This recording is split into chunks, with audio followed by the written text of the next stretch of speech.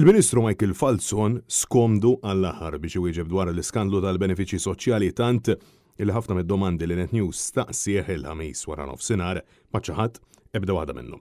Fost l-oħrajn staqsejna lil Falzon jekk Mark Gallejja magħruf bħala l-Gulija għadux jagħmel parti mit-tim tiegħu wara li ngħata position of trust fil-Ministeru Michael Falzon ma jiġħaġ. Għalkemm insista li din hija xi ħaġa irrelevanti.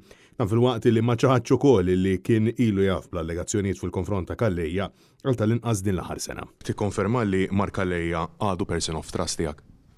Ara, nikkonferma li ma nkonfermax, ma ħsibx li huwa relevanti. Relevanti jekk jirriżulta mhux Mark Gallejja tajjeb, jekk jirriżulta illi kien hemm xi ħadd li jagħmel ħażin, nista' ntik assigurazzjoni illi Malik jiġi provat dak u minnu nieħu azzjoni.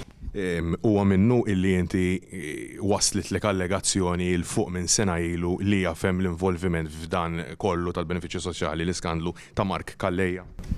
Diġà m'għandix xinżid fuq ta' mhux ta' Mark Gallejja, fuq ta' kulħadd. Fl-aħħar ġimgħat saru numru ta' allegazzjonijiet b'mod insistenti mill-eks xufier tas-Segretarju Parlamentari Andy Allul illi Gallejja kien jirranġa l-kompożizzjoni tal-Bord Mediku biex ikun iggarantit li dawk li jkunu referuti għaddu żgur bilan illi jieħdu l-benefiċċji tad-diżabilità. Roger Aġus huwa l-eks xufier tad-deputat Laburista li jinsab akkużat flimkien fost oħrajn mal-eks deputat Laburista Silvio Grixti u illi t-tabbit tiegħu biex jieħu l-istatus ta' whistleblower ġew injorati kompletament minn Robert Abela. U allega li għatem membri fil-kabinet ta' Abela li kienu kompliċi f'dan l-iskandlu ta' frodi ta' mill-inqas 6 miljun euro mit-taxxi tal-poplu. Brabta madankollu Net News taqsal il-Falzon jekk ħassux skomdu jiddeċiedi dwar il-proklama meta huwa jagħmel parti mill-kabinet ta' Abela. Meta bdejtu tiddiskutu fil-kabinet l-ixu tal-proklama, ħassejtek forsi skomdu għax trid jew ma tridx hemm il-Ministeru li inti responsabbli minnu involut. Inti kont parti mid-deċiżjoni. Ara, jien membru tal-kabinet tajjeb, il-proċeduri li jisiru fil-kabinet m'għandix għalfejn ngħidlek huma proċeduri magħluqa. Staqsejni ukoll jekk jiġħaġ l-allegazzjoni ta' Aġus li hemm membri tal-kabinet involuti fl-iskandlu. Hemm allegazzjonijiet illi hemm membri tal-kabinet li kienu involuti f'dan l-iskandlu. Inti tiġħad dan konvinti li m'hemm ħadd iktar?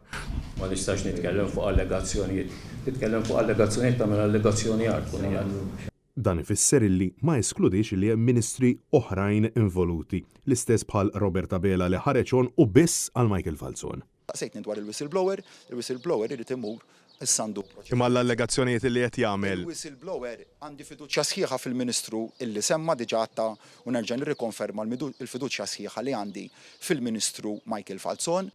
Intant, mistoqsim il-ġurnalisti jekk jinkwetaħx illi Roger Aġus irċieva messaġġ mingħand Mark Gallejja li kemm idum il-Ministru hemm aħna trabil ma jkollna qatt preferenza għall Ministru Michael Falzon, l-istess Falzon ma ġaħadx l-eżistenza ta' dan il-messaġġ iżda insista li trid tara fil-kuntest li ntqal. Doesn't that worry you? Trid tara fil-kuntest li ntqal u m'għandix xi nżid. Francesco Catania, Net News.